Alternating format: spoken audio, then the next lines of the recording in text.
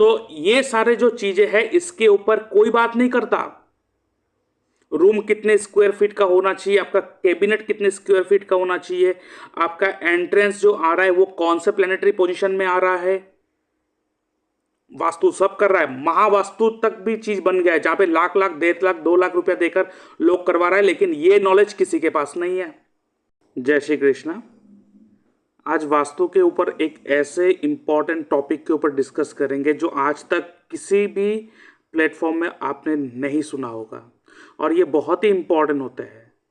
जब भी आप घर बनाते हो और जब भी आपको कोई एंट्रेंस मिलता है तो आप क्या करते हो, वास्तु के हिसाब से जो शक्ति चक्रा होता है उस हिसाब से आप यहाँ पे पॉजिटिव एंट्री लेते हो। जो कोई भी डायरेक्शन का 3 और 4 ये 2 एंट्रेंस होता है जो पॉजिटिव माना जाता है। बट आपको जो एंट्रेंस सिलेक्ट करना चाहिए वो करना चाहिए according to the planetary position या प्लैनेट के हिसाब से करना चाहिए। जो मैं टेक्निक बताने वाला हूँ इसको आप ध्यान से सुनिएगा, आपको बहुत अच्छा इससे रिजल्ट प्राप्त होगा। कभी कभार आपने देखा है वास्तु के हिसाब से एंट्री आपने बना लिया फिर भी आपको प्रॉब्लम आते हैं। कभी कभार पॉजिटिव एंट्री भी आपको प्रॉब्लम देते हैं। क्यों, रीज़न क्या है? और ये 100% है कि पॉजिटिव एंट्री भी गलत रिजल्ट आपको दे चुका है या देते हैं। तो वास्तु के ऊपर जब भी हम लोग बात करेंगे यहाँ पे हम लोग प्लैनेट को कभी इग्नोर नहीं कर सकते, क्योंकि वास्तु एक कला है, वास्तु इज एन आर्ट। और कोई भी कला विदाउट प्लैनेटरी सपोर्ट आप नहीं कर सकते। इसीलिए एस्ट्रो वास्तु को बनाया गया है मतलब सिर्फ वास्तु करके आपको कोई रिजल्ट नहीं मिलेगा अगर वहां पे आपके एस्ट्रोलॉजिकल सपोर्ट नहीं है। तो जब भी आप घर के एंट्रेंस को बनाते हो, जब भी आप अपने घर के एंट्रेंस को सिलेक्ट करते हो कि जब मैं घर को बनाने जा रहा हूं तो मेरा एंट्रेंस किधर होगा, तो कभी कभार वास्तु सलाहकार के हिसाब से आप क्या करते हो, आप एक पॉजिटिव एंट्री लेते हो, या तो आप क्या करते हो अपने हिसाब से ही आप एक एंट्रेंस ले लेते हो। बट ऐसा नहीं करना है। अगर आपको पॉजिटिव एंट्री नेगेटिव एंट्री उसके ऊपर जाना नहीं है, और मैं कहूँगा उतना ध्यान देके भी फायदा नहीं है।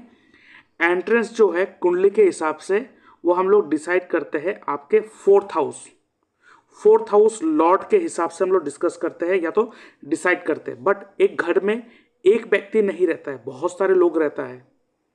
तो इसीलिए कहता है कि वास्तु इज ए आर्ट। तो अगर जो वास्तु में कहा जाता है कि साउथ ईस्ट में किचन होते हैं तो फाइनेंशियल गेन होते हैं, तो बहुत सारे लोग अपने साउथ ईस्ट में किचन बना ले। क्या सबको मिल रहा है पैसा? नहीं, क्योंकि सबका गोल अलग, सबका प्रोफेशन अलग, सबको पैसे कमाने का रास्ता अलग, वो आपके कुंडली बताएगा।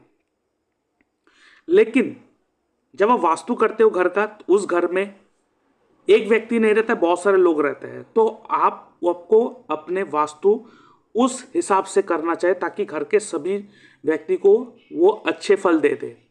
तो जब आप एंट्रेंस की बात करेंगे, आज तक कहीं भी ये आपको नहीं मिला होगा जो मैं कहने जा रहा हूं। तो ध्यान से सुनिएगा। जैसे आपको पता है टोटल 9 ग्रह होते हैं, टोटल 9 प्लैनेट्स होते हैं, आपको पता है। अब इससे क्या देखना होता है और इसमें किस सीक्वेंस में सबको बिठाना है। तो सबसे पहले नंबर 1 सूर्य, सन, ये फर्स्ट होता है। सेकंड में आएगा चंद्रमा, थर्ड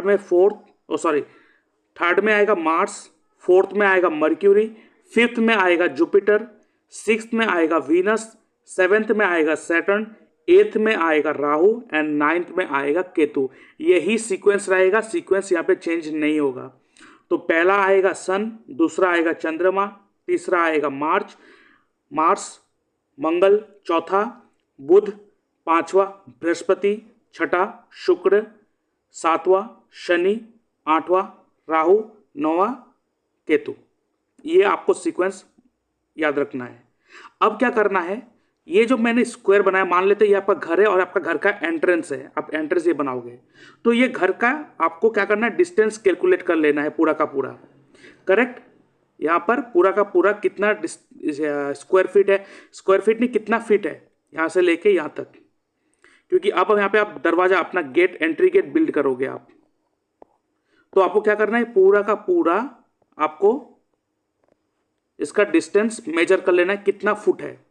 जितना फिट होगा उसको 9 से डिवाइड कर देना है। क्यों? क्योंकि 9 ग्रह है, 9 प्लेनेट, तो 9 से डिवाइड कर देना है। मान लेते हैं कि आपने घर बनाया और घर का जो फ्रंट फेस है और फ्रंट फेस का जो एरिया है, इसका मान लेते हैं यहाँ से लेकर यहाँ तक पूरा का पूरा जो फीट है, मान लेते हैं वो 36 फीट है, 36 फीट है।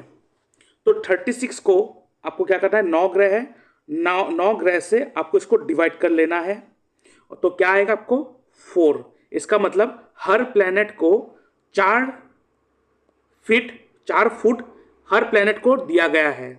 अगर मान लेते हैं कि आपने कैलकुलेट करा और ये आपका मान लेते हैं कि 52 फीट आ रहा है, मतलब पूरा का पूरा 52 आ रहा है, तो 52 को आप 9 से डिवाइड कर दो, डिवाइड बाय 9 कर दो, तो आपका आएगा 5.77 कुछ आएगा, लगभग 6 फुट, 6 फुट नहीं लेकिन 6 फुट से थोड़ा कम एक एक ग्रह को उतना एरिया मिला होगा। तो क्या है, आपको क्या करना है, आपको अपने घर के तरफ फेस करना है। आप ये घर है, घर के बाहर आप खड़े हो और यहाँ से आप घर के तरफ फेस करके रखे हो और आपका फेस जब इधर है तो यहाँ से लेकर आपका ऐसे जाएंगे सीक्वेंस। तो सीक्वेंस क्या है, सबसे पहला प्लेनेट सूर्य सन, उसके बाद चंद्रमा, उसके बाद मार्स, ऐसे। अब मान लेते हैं कि आपका जो ये टोटल एरिया है, मतलब इतना जो एरिया आया वो 36 आया और आपने डिवाइड करा 9 से, तो 4 फीट आया। इसका मतलब यहाँ से लेके यहाँ तक 4 फीट ये सूर्य का स्थान हो गया, इधर से यहाँ तक 4 फीट चंद्रमा का हो गया, उसके बाद इधर से यहाँ 4 फीट आपका मंगल का हो गया, फिर चौथा मर्क्यूरी का 4 फीट हो गया, उसके बाद जुपिटर का 4 फीट, उसके बाद यहाँ पे शुक्र का 4 फीट, उसके बाद शनि का 4 फीट, उसके बाद राहु का 4 फीट, उसके बाद आखिर में केतु का 4 फीट आ गया। तो आपको ये मिल गया है। अब यहाँ पे कौन से एरिया में आप दरवाजा दोगे, जिस एरिया में दरवाजा दोगे उसी हिसाब से आपको रिजल्ट प्राप्त होगा। अब अगर सूर्य के स्थान पे, मतलब यहाँ पर ही अगर आप दरवाजा बना दोगे, अब यहाँ पे राहु और केतु के जगह पे तो आप नहीं बनाओगे, ठीक है, राहु और केतु के ऊपर तो नहीं बनाओगे, लेकिन हाँ राहु केतु जो रिजल्ट देता है वो नक्षत्र लेवल पर देता है, कभी कभार बना भी सकते हैं राहु केतु के एरिया में एंट्री गेट, बट उसके ऊपर कभी बाद में डिस्कस करेंगे। अभी के लिए हम लोग राहु केतु के पार्ट को हम लोग अवॉइड करके रखेंगे, ये समझ लेते हैं।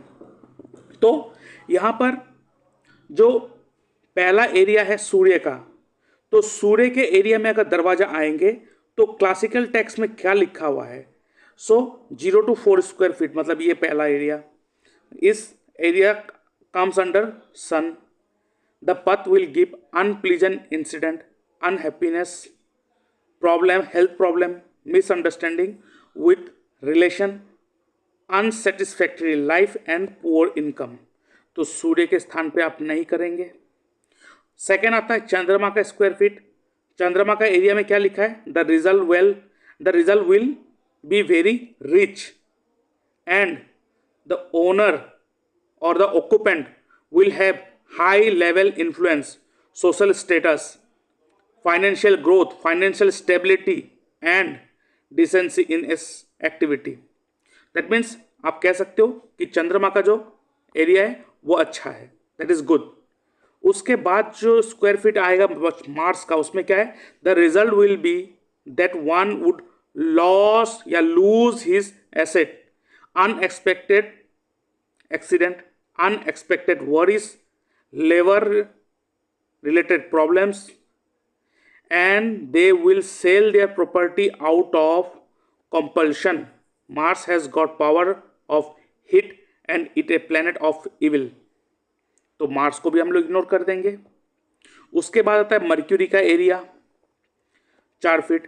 तो मर्क्यूरी का एरिया क्या आएगा, the person will commit unwanted commitment, ऐसा कमिटमेंट करने की बच्चा है, ठीक है, बच्चा है, लेकिन यहाँ पे ध्यान ये रखना है कि इनमें से अगर किसी के कुंडली में, ये तो मैं कह रहा हूं जनरल, देखिए जनरल कोई भी चीज नहीं होता, याद रखिएगा, वो आपके कुंडली बताएगा, ठीक है।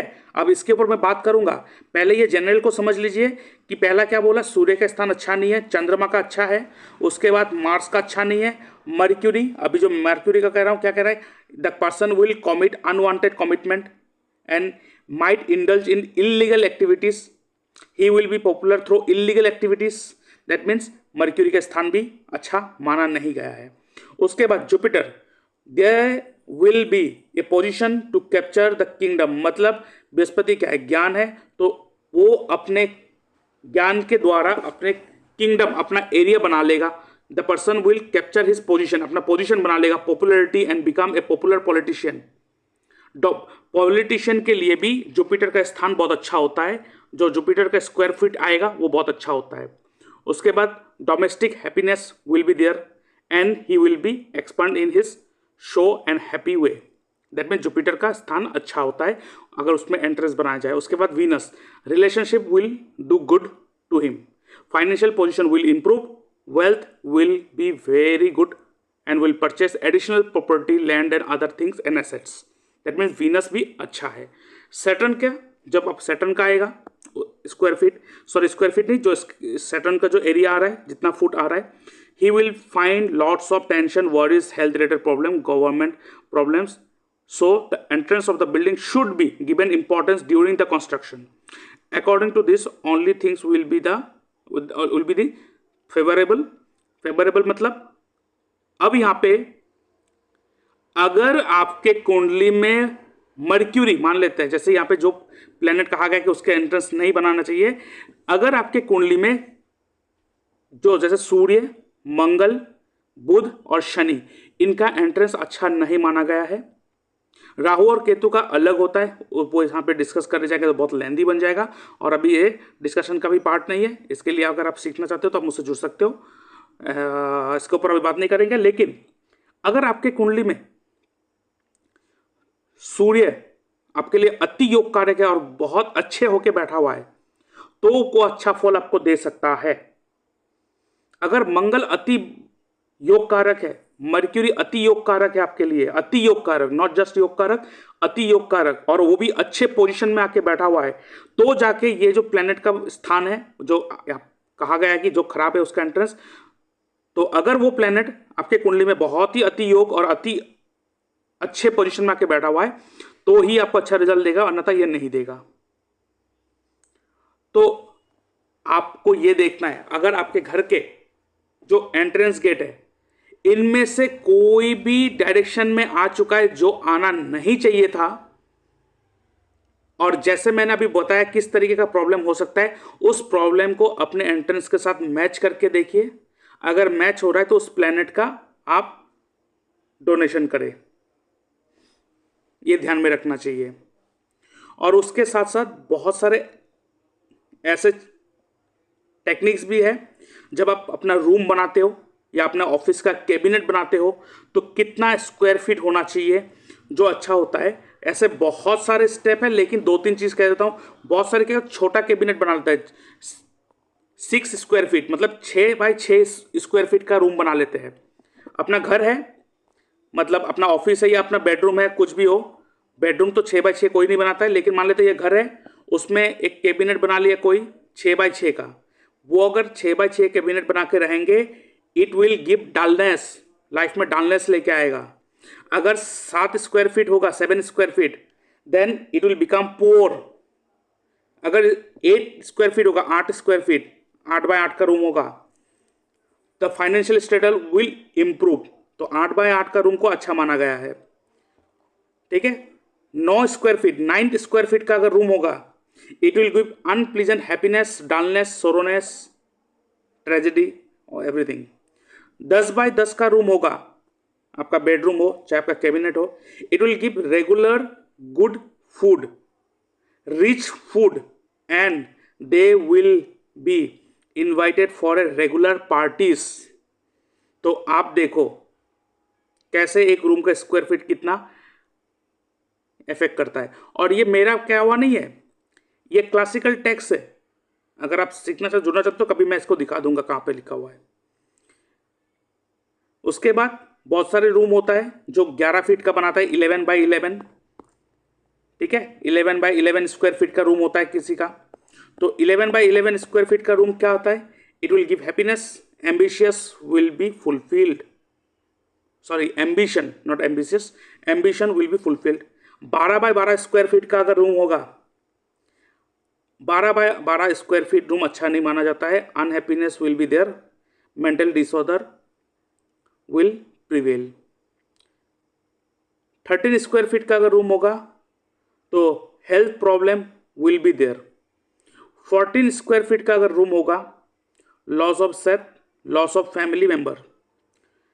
15 स्क्वायर फीट का होगा आपका रूम तो unhappiness, unpleasant will be prevail. तो ऐसे बहुत सारे हैं और अच्छे भी हैं, ऐसा नहीं कि सब बुरे हैं, कुछ कुछ अच्छे भी है। जैसे कि 21 स्क्वायर फीट का, 21 स्क्वायर फीट का अगर रूम है, it will give asset, financial position, popularities etcetera. उसके बाद ऐसे बहुत सारे हैं, अब इतना सारा मैं यहाँ पे डिस्कस नहीं करने वाला, लेकिन मैंने आपको बस एक ग्लिम्स दिया है। तो ये सारे जो चीजें हैं इसके ऊपर कोई बात नहीं करता।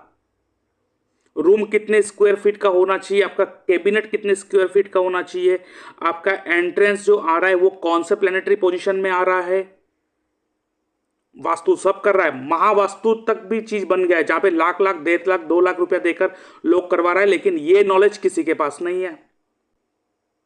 ये नॉलेज किसी के पास नहीं है, मैं जो आपको कह रहा हूं। तो अगर कोई बड़ा बड़ा मस्तू कर रहा है, 1 लाख 1.5 लाख रुपए चार्ज कर रहा है, आप ये जाके देखो, अगर ये 100% करेक्ट है तो सबके सब अच्छा होना चाहिए था, सबके लाइफ। इसीलिए मैं कहता हूं विदाउट एस्ट्रोलॉजी कोई भी टूल्स हो, कोई भी टेक्निक हो, कोई काम का नहीं। एस्ट्रोलॉजी के बिना वास्तु कोई मतलब नहीं, एस्ट्रोलॉजी के बिना न्यूमरोलॉजी कोई मतलब नहीं, एस्ट्रोलॉजी के बिना टैरो कार्ड कोई मतलब नहीं। इसको ज्योतिष शास्त्र कहा गया है और आप अपने कर्मों के द्वारा चीजों को चेंज 100% कर सकते हो, because astrology is variable not fixed. तो ये टेक्निक बहुत इंपॉर्टेंस होते हैं। अगर वास्तु करवाना है तो ये टेक्निकलिटीज में जाके करना है, ऐसा नहीं कि किचन यहां पे हो जाए, कलर वहां पे हो जाए, ऐसा नहीं। तो आई होप ये बहुत ही इंफॉर्मेटिव लगा होगा आपको। और मैंने अभी रिसेंटली एक कोर्स स्टार्ट करा है, पराशरी एस्ट्रोलॉजी, और अगर आप इसमें इंटरेस्टेड हो तो आप ज्वाइन कर सकते हो। और इसमें कोर्स कंटेंट क्या है मैं एक्सप्लेन कर देता हूँ। जय श्री कृष्णा। अब नया कोर्स स्टार्ट होने वाला है पराशरी एस्ट्रोलॉजी, वो आपके नेक्स्ट मंथ से स्टार्ट हो जाएगा। तो अगर आप इंटरेस्टेड हो तो आप इस कोर्स में ज्वाइन कर सकते हो। इस कोर्स का कंटेंट क्या क्या है मैं आपको दिखा दूं तो आप देख पाते हो। यहाँ पे जो कंटेंट यहाँ पे देखे रखा है ये टोटली बेस्ड होगा आपके लग्न के ऊपर। हाँ, यहाँ पर डिविजनल चार्ट का थोड़ा ग्लिम्स आपको दिया जाएगा, बट यहाँ पे पूरा स्टैंडर्ड फॉर्मेट को ही यहाँ पे यूज करा जाएगा। तो सबसे पहला यहाँ पे जो पार्ट है वो है प्रेडिक्टिव एस्ट्रोलॉजी, नंबर 2 वो है stone selection technique, 3 medical astrology, 4 नवतारा चक्र पद्धति, 5 दशा लगन technique, 6 Ashtakavarga, 7 secret of zodiac sign, secret of house, fundamental of Parashari astrology, study of house and house lord, birth time prediction, understanding aspect of planet, understanding zodiac based on different ascendant, astrology and Ayurveda, benefic and malefic planet secrets, planet in 10th house and their importance, transit of Saturn and its effect on your career, transit of Jupiter and its effect in your life, Trishadaya house and house lord importance, Upcha house importance, yoga of wealth in astrology, yoga of wealth in astrology, secret of independent house, money making dasha, Rahu and Ketu secrets, standard system of astro vastu. जी यहाँ पे standard system को भी लाया गया है astro vastu का, जो आप इसको सीख कर आप अपने डायरेक्शन में जाके देख सकते हो कि ऐसा कौन सा प्लेनेट है जो आपके उस डायरेक्शन में बैठकर आपको तकलीफें दे रहा है। 26 yoga for immense wealth, 27 glimpse of divisional chart. Divisional chart का थोड़ा ग्लिम्स दिया जाएगा बट ये एडवांस फॉर्मेट के ऊपर नहीं है, तो इसमें थोड़ा ग्लिम्स आपको दिया जाएगा डिविजनल चार्ट के ऊपर। एंड लास्ट तिथि प्रवेश चक्र। तिथि प्रवेश चक्र ये totally based on your yearly prediction, आपके पूरे साल भर का कैसा जाएगा वो आपके चार्ट से ही, आपके लग्न चार्ट से ही एक दूसरा चार्ट बनता है जिसे कहते हैं तिथि प्रवेश चक्र बनता है, और उसी चक्र से पूरा आपका ईयरली बेस्ड को देखा जाता है कि आपका करियर कैसा जाएगा, फाइनेंशियल कंडीशन कैसा जाएगा, किस समय आपको कौन से चीज़ों के लिए आपको काम करना चाहिए, किस समय आपको कौन से काम को अवॉइड करना चाहिए, सारे के सारे तिथि प्रवेश चक्र से आपको पता चलेगा। तो अगर आप इंटरेस्टेड हो तो आप मेरे व्हाट्सएप नंबर पे मैसेज कर सकते हो, मेरे इस व्हाट्सएप नंबर पे। और अगर आप एडमिशन लेना चाहते हो तो आप मेरे इस यूपीआई नंबर पेमेंट कर सकते हो। इस कोर्स का जो फीस है बहुत ही मिनिमम है, दैट इज 9100 रुपीज़ ओनली। और आगे बढ़ने से पहले मैं अपने व्यूअर्स को कहना चाहता हूं, अगर आप भी अपना कुंडली एनालिसिस करवाना चाहते हो तो आप मेरे व्हाट्सएप नंबर पे अपना date of birth, time of birth, place of birth, आपका नेम, जेंडर लिख के भेज सकते हो। उसके ऊपर मैं एक वीडियो एनालिसिस बनाकर आपके साथ शेयर कर दूंगा। उसके लिए मैं चार्ज करता हूँ 399 रुपीज़ ओनली। यहाँ पर मैं कोई उतना सवाल मैं नहीं लेता। हाँ, अगर आपको कोई सवाल है, आप डायरेक्टली कुछ पूछना चाहते हो, आप मुझसे डिस्कस करना चाहते हो, तो आप फोन कॉल कंसल्टेंसी बुक कर सकते हो, जिसके लिए मैं चार्ज करता हूँ 640 रुपीज़ ओनली। आप मेरे इस यूपीआई नंबर पेमेंट करेंगे, उसका स्क्रीनशॉट भेजेंगे और उसके बाद मैं आपको एक टाइम एंड डेट दे दूंगा, उस दौरान मैं आपसे बात करूंगा। और इसके साथ साथ आप अगर जूम लाइव कंसल्टेशन लेना चाहते हो, इसमें आपका क्या होगा, यहाँ पे जो बातचीत होगा जूम पर ही होगा, लाइव बातचीत होगा आपसे, और वो सारा का सारा जो डिस्कशन होगा उसका रिकॉर्डिंग करा जाएगा और उस रिकॉर्डिंग को आपको प्रोवाइड करा जाएगा। और कहाँ पे क्या चीज़ मैं नोटिस कर रहा हूँ, क्या चीज़ मैं नोट कर रहा हूँ, वो सारा कुछ आप लाइव मेरे से देख पाओगे और उस रिकॉर्डिंग को आपको मिल जाएगा। तो आपको याद भी रह जाएगी कहाँ पे क्या क्या मैंने आपको गाइड करा और क्या क्या चीज़ मैंने आपको बताया कि आपको करना क्या चाहिए। उसके साथ साथ अगर आप अपना बर्थ टाइम रेक्टिफिकेशन करवाना चाहते हो तो उसको भी आप करवा सकते हो, जिसके लिए मैं चार्ज करता हूँ 2100 रुपीज़ ओनली। और उसके साथ साथ अगर वास्तु कंसल्टेशन करना चाहते हो, अपने घर का वास्तु ठीक करवाना चाहते हो with the help of astro vastu, तो उसका भी आप अपॉइंटमेंट बुक कर सकते हो।